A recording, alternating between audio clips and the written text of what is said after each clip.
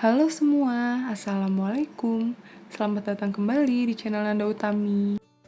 Gimana kabar teman-teman semua?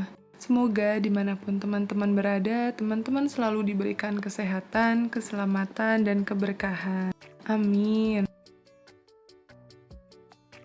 Hari ini aku bakalan buatin Pak Suami cemilan, seperti yang sudah ada di thumbnail. Hari ini aku mau buat pai susu teflon.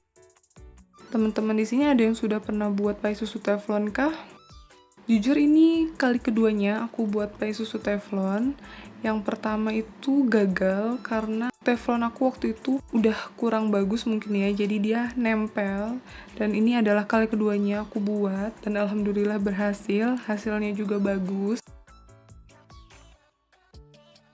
Dan di sini aku lagi buat adonan untuk kulit painya. Untuk bahan-bahan kulit painya ini gampang banget ya teman-teman. Teman-teman itu cuma perlu campurin terigu, margarin, garam, sedikit air, dan juga minyak goreng.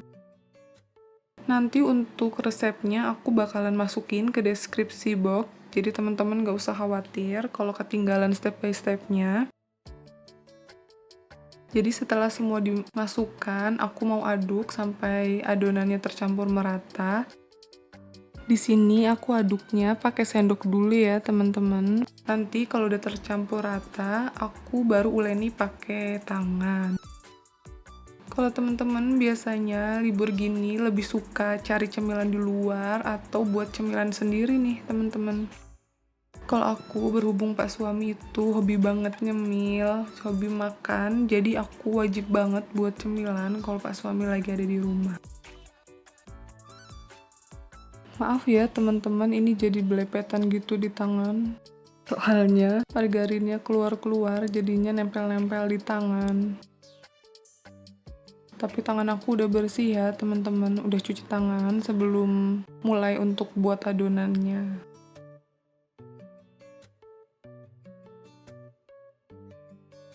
Dan di sini aku mulai uleni pakai tangan ya teman-teman. Untuk menguleninya nggak perlu lama-lama, cukup sampai tercampur rata dan kalis saja.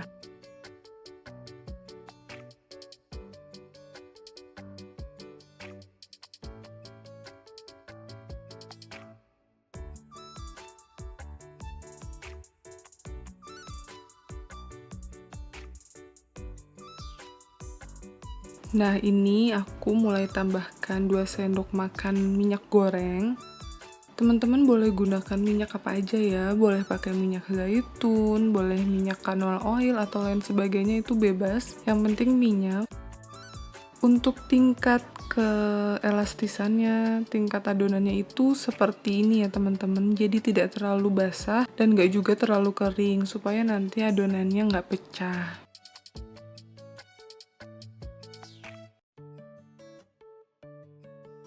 Kemudian kita sisihkan dulu adonan kulit painya dan kita mau lanjut buat isian painya. Untuk bahan-bahan isian painya ini sangat mudah. Untuk isian pai susunya di sini aku gunakan 3 butir kuning telur. Kalau kena putih-putihnya sedikit itu nggak masalah ya. Jadi nggak apa-apa, adonannya bakalan tetap bagus. Asalkan cuma sedikit loh ya, jangan dimasukkan semua putih telurnya.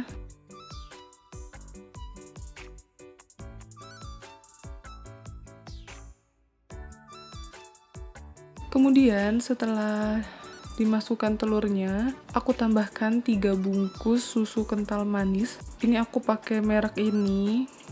Per bungkusnya itu ukuran 40 gram, jadi 3 bungkus sekitar 120 gram ya teman-teman.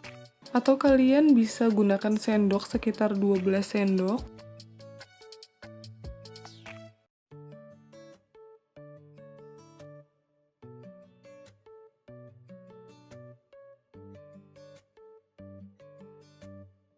Setelah susu, lalu kita tambahkan 1,5 sendok tepung maizena. Ini fungsinya untuk mengentalkan adonannya nanti ya teman-teman, supaya dia tidak cair dan tidak tumpah. Lalu kita aduk dulu sampai adonannya tercampur merata, jangan sampai ada tepung yang masih bergerindil atau menggumpal. Aku kocoknya pakai sendok aja ya teman-teman. Kalau teman-teman punya whisk, mau pakai whisk silahkan. Kemudian tambahkan sekitar 160 ml air. Dan aku tambahkan sedikit vanila bubuk. Ini untuk menambahkan aroma supaya lebih harum. Kalau teman-teman punya vanilla paste atau apa itu boleh digunakan, tapi kalau nggak ada juga nggak masalah ya. Setelah adonan dan isian pie-nya sudah selesai, kita siapkan teflon. Untuk aku pribadi pakai teflonnya ukuran 24 cm. Jadi takaran adonan ini aku sesuaikan dengan ukuran teflonku ya. Kalau kalian pakai ukuran dan takaran yang sama, tetapi menggunakan teflon yang lebih kecil, kalau dimasukkan semua itu nanti kulitnya akan terlalu tebal. Tapi kalau menggunakan teflon yang lebih besar, nanti kulitnya terlalu tipis. Kalau terlalu tipis itu mudah patah, mudah rusak. Sedangkan kalau terlalu tebal itu dalamnya bisa nggak mateng ya teman-teman. Dan di sini aku lagi meratakan kulit pie-nya supaya dia ukurannya itu sama, jadi nggak ada adonan yang terlalu matang dan di bagian lainnya belum matang.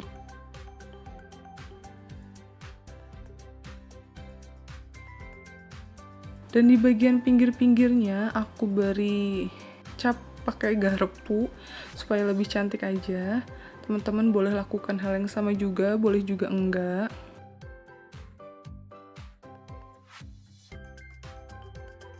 Dan ini aku ratakan kembali juga bagian tengahnya, untuk memastikan saja kalau ketinggian di bagian tengahnya juga sudah merata.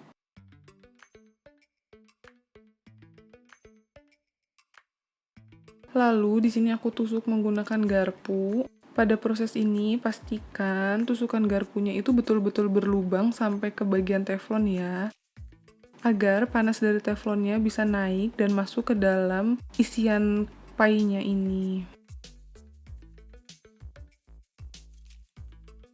Untuk tusukan garpunya nggak perlu rapi-rapi, ini aku cuma iseng aja, kayak lebih cantik aja gitu ya kalau lurus. Padahal nanti juga akan tertutup oleh isian pie-nya, jadi nggak masalah ya kalau mau ditusuk-tusuk sembarangan.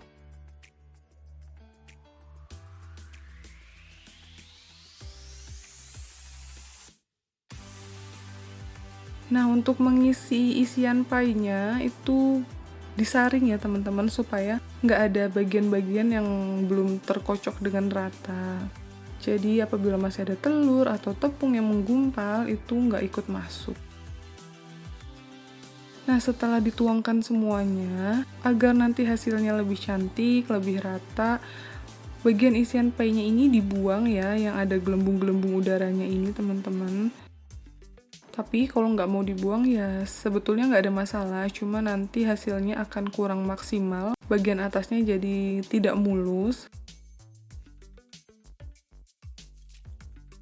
Di sini aku panggang adonan pie-nya sekitar 40 menit. Dan untuk pemanggangannya, gunakan api yang paling kecil ya. Ketika memanggang, pastikan ya adonannya itu ditutup. Dan sesekali dicek, takut ada gelembung-gelembung udara yang keluar seperti ini, bisa diratakan lagi ya.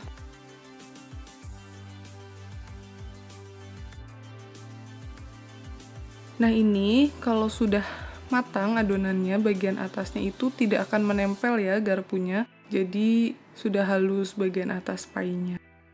Nah setelah matang aku matikan aja kompornya, kemudian aku diamkan beberapa menit supaya adonannya adem terlebih dahulu. Dan setelah pie-nya dingin, baru akan aku pindahkan ke piring saji. Ini harus hati-hati sekali ya teman-teman kalau mau mindahin dari teflon ke piring, karena aku aja ini ada sedikit retakannya di pinggir. Tapi nggak masalah, karena tengahnya dia adonannya pas, nggak terlalu tipis, jadinya dia nggak pecah sampai ke bawah. Dan untuk garnish, aku di sini kebetulan cuma punya buah mangga yang cocok untuk garnish. Jadi menurut aku buah-buahan yang cocok digunakan sebagai garnish dan isian pie ini yang asem ya teman-teman. Karena untuk menambahkan kesegarannya. Soalnya isian pie-nya ini kan udah sangat manis ya. Jadi kalau buahnya manis nanti malah jadi enek. Sebetulnya ini cocok banget kalau ditambahin seperti buah stroberi, kiwi, dan lain sebagainya. Tapi berhubung yang ada hanya mangga, dan kebetulan mangga yang aku punya ini asem, mangga Indramayu, jadi aku gunakan mangga saja. Kemudian, selain aku tambahkan mangga, aku parutkan sedikit keju untuk mempercantik juga di bagian tengahnya.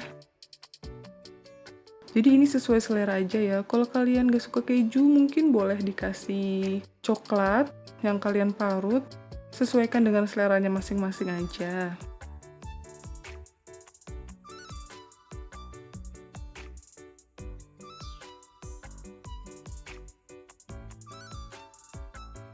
Nah, jadi ini dia pie susu yang aku buat hari ini untuk Pak Suami. Gimana ya? Dalamnya apakah sudah matang apa belum? Kita cek dulu ya sebelum dikasih ke Pak Suami. Jadi ini aku potong bagian yang tadi ada retakannya ya.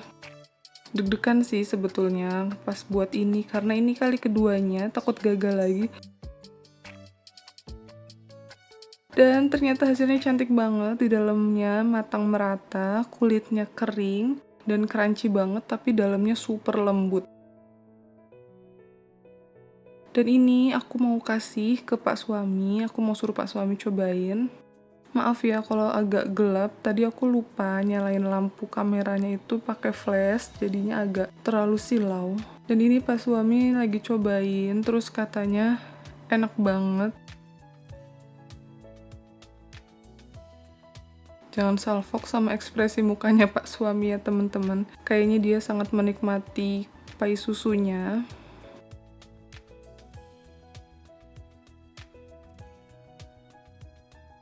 Dan dia sudah habis satu potong, katanya enak.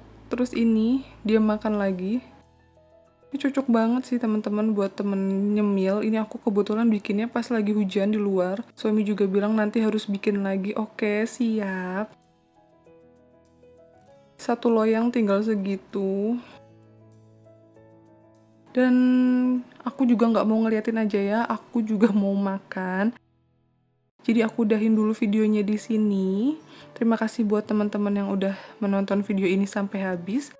Jangan lupa support aku dan channel ini dengan cara like, comment, subscribe, dan nyalakan lonceng notifikasinya supaya kalian gak ketinggalan video-video aku selanjutnya. Terima kasih semuanya. Sampai ketemu lagi di video-video lainnya. Wassalamualaikum warahmatullahi wabarakatuh.